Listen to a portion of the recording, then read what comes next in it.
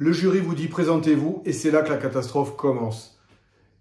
Combien de fois, que ce soit en entretien de recrutement, que ce soit lors d'oraux de concours de la fonction publique, quel que soit le concours, combien de fois j'ai entendu des gens me réciter leur CV. Et ça, il ne faut pas le faire. S'il y a une chose que vous ne devez pas faire, c'est réciter votre CV. Votre présentation, si vous voulez déchirer, si vous voulez convaincre le jury de vous écouter jusqu'au bout, et si vous voulez convaincre le jury de vous dire « mais cette personne, elle est super, c'est elle que je veux recruter », il ne faut pas la construire en récitant votre CV, parce que ça, c'est la plus grave erreur que vous puissiez faire. Croyez-moi, ça doit faire depuis le début de ma carrière 1000 personnes, 1500, 2000 personnes, j'en sais rien, que j'ai entendu, et celles qui commencent par me réciter le CV. Franchement, ça me saoule, et au bout généralement de 30 à 40 secondes, ces personnes, elles m'ont perdu. Donc si vous voulez convaincre le jury, il y a 3 choses à faire, 3, pas plus, 3 choses à faire, et c'est ce que je vais vous expliquer dans la vidéo immédiatement. Alors je vous ai promis 3 choses, je vais quand même vous en parler de ces 3 choses, parce que finalement, si vous regardez la vidéo, vous êtes là pour ça. Première chose, c'est votre volonté d'intégrer la fonction publique, de rejoindre le service public. Ça, c'est une chose essentielle. La deuxième chose, c'est d'avoir des compétences qui soient en lien avec le poste que vous souhaitez rejoindre. Et la troisième chose, si vous avez une projection, vous avez un projet professionnel dans la fonction publique en fonction du concours que vous passez. Si vous en êtes d'accord, on va reprendre ces choses les unes après les autres. Donc, la première chose, vous avez envie de rejoindre la fonction publique, vous avez envie de vous travailler pour l'intérêt général, vous avez envie de travailler pour les enfants, vous avez envie de travailler pour recouvrir l'impôt, vous avez envie de travailler pour la sécurité du pays. Il y a plein de motivations pour lesquelles on rentre dans la fonction publique. On ne rentre pas dans la fonction publique pour la sécurité de l'emploi. Par pitié, évitez cet argument-là, il est nul. Évitez de dire que c'est à côté de chez vous aussi. Évitez de dire que vous allez être tranquille dans la fonction publique. Si ça a été vrai il y a 20 ou 30 ans, c'est terminé. Maintenant, la fonction publique, ça bosse fort. Donc, n'imaginez pas que vous allez vous planquer. Et surtout, ne le dites pas. Hein. Donc, vous voulez travailler pour l'intérêt général. Vous voulez participer à la chose commune. Et ça, c'est une vraie chose qui est profonde en vous. Et ça doit s'entendre. Si vous n'y croyez pas, le jury l'entendra. Donc, il faut vraiment, vraiment que vous ayez conscience de ce que vous allez faire lorsque vous allez avoir le concours, lorsque vous allez être recruté. Donc, vous vous renseignez à fond sur le métier que vous voulez faire, parce que sinon, ça n'a aucun intérêt. Comment dire qu'on est motivé par quelque chose qu'on ne connaît pas? Donc, vraiment, j'insiste, parce que vous n'imaginez pas le nombre de gens qui viennent là, qui passent des concours, des oraux, qui viennent en entretien d'embauche, ils ne savent même pas pourquoi ils sont là, et qui ne connaissent pas l'endroit où ils vont atterrir. Je vous jure que ça peut paraître dingue, mais c'est 9 personnes sur 10. Donc des fois, on se contente d'avoir quelqu'un, on se dit « Oh là là, elle s'est renseignée cette personne, formidable, mais ça devrait être la base. Ce n'est pas un exploit d'aller se renseigner sur le concours qu'on va passer. » Et bien pourtant, c'est vrai. Ça arrive 9 fois sur 10 que les gens ne savent même pas pourquoi ils sont là. C'est catastrophique. Donc, si vous savez pourquoi vous êtes là, si vous connaissez votre motivation profonde, ce qu'on appelle le pourquoi en développement personnel, si vous connaissez votre pourquoi vous passez ce concours, pourquoi vous êtes là, et bien là, vous allez faire la différence. Croyez-moi. J'ai oublié un petit truc, c'est de vous dire qui je suis pour me permettre de vous dire que ça fait 2000, 3000 personnes que je rencontre. Je m'appelle Stéphane Murassiol, je suis directeur des ressources humaines en collectivité territoriale depuis maintenant 24 ans. Précisément, je me suis promis que j'allais compter pour cette vidéo, donc ça fait 24 ans. Ça fait presque autant que je fais passer des oraux, ça fait autant que je fais passer des entretiens d'embauche. Donc des gens, j'en ai rencontré, j'en ai vu, j'en ai revu.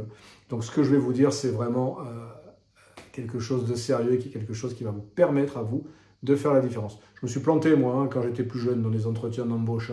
Je croyais qu'on attendait que moi, mais non, je m'en suis vite aperçu.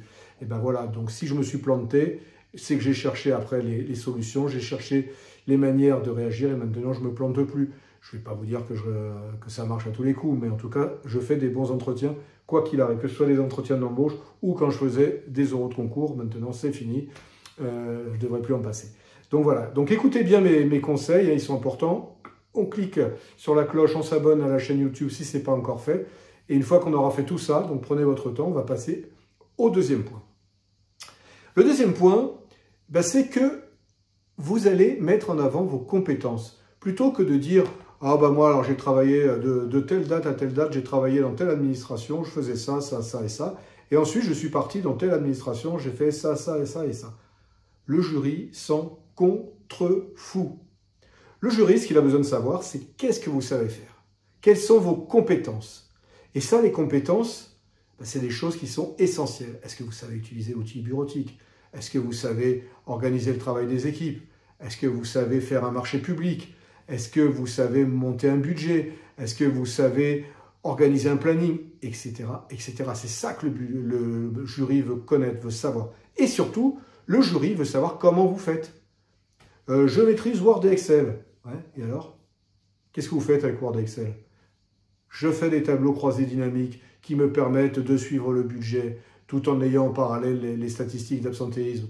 Je monte le budget de ma cantine où je suis les stocks de produits frais. Voilà, c'est ça que je fais avec Excel. Donc je ne me contente pas de dire je maîtrise Excel. J'en ai marre d'entendre les gens qui me disent qu'ils maîtrisent Excel et qu'ils maîtrisent Word parce que le plus souvent ils ne maîtrisent rien du tout.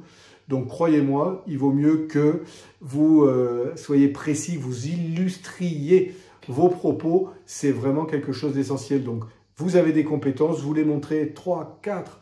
Je vais vous parler des 3 compétences que j'ai acquises tout au long de mon parcours. Une compétence en bureautique, une compétence dans le management et une compétence, je ne sais pas, dans le rédactionnel. Et là, à chaque fois, vous reprenez vos différentes compétences et vous donnez des exemples, vous illustrez. Vous pouvez expliquer à quel moment vous l'avez eu. Lorsque je travaillais pour la mairie de Marseille, j'ai eu l'occasion de monter des marchés publics, ce qui m'a permis de suivre la méthode idéale, machin bidule. Vous voyez? Et là, vous faites votre CV, vous le présentez, votre parcours, mais de manière beaucoup plus plaisante, de manière beaucoup plus illustrée, de manière beaucoup plus efficace. Hein, encore une fois, c'est important. Donc vraiment, vous oubliez cet ordre chronologique, ça n'a pas de sens. On veut des compétences, que vous les ayez acquises en 1812 ou en 2045, peu importe, ce qui compte, c'est est-ce que vous avez les compétences? Est-ce que vous savez faire de la bureautique? Est-ce que vous savez manager? Si vous savez manager, dans quelles circonstances vous avez managé? Quel genre d'agent vous avez managé? Qu'est-ce que vous appelez manager? Parce que manager, c'est plein de choses. Donc vous voyez, il y a vraiment du travail à faire là-dessus pour valoriser vos compétences. J'espère que j'ai été clair. Première chose, on l'a dit, on le redit, on est motivé, on a des compétences et on a un projet professionnel. Dernière chose. Je suis ici devant vous aujourd'hui parce que j'envisage de faire carrière dans l'éducation nationale. Aujourd'hui, je passe le concours de secrétaire administratif qui va me permettre d'exercer des missions d'encadrement intermédiaire. Mais à terme, j'espère pouvoir, bim bam boum, et vous dérouler.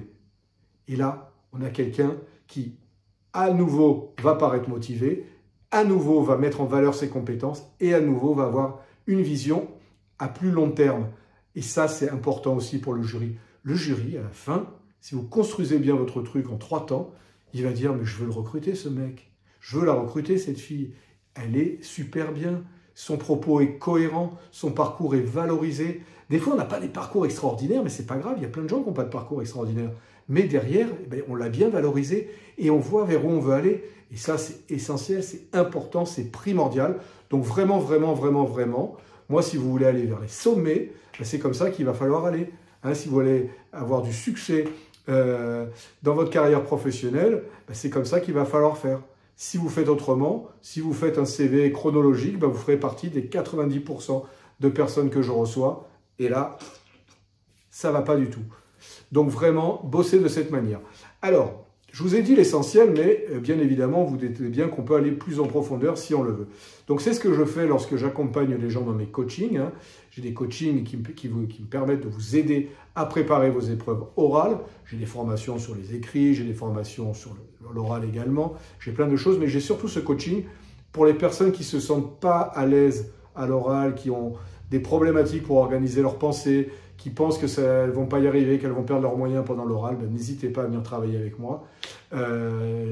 J'ai permis à beaucoup de gens tout au long de ma carrière de réussir leurs oraux. Hein, j'ai des témoignages réguliers sur YouTube, mais également en message privé. Donc vraiment, si vous voulez réussir vos épreuves d'oral, vous savez qu'il y a la méthode, je viens de vous en parler, mais il y a aussi de l'exercice. Il est important de s'exercer, de corriger certains défauts. Donc ça peut passer par un coaching. Donc si ça vous intéresse, vous n'hésitez pas, il y a tous les liens en dessous.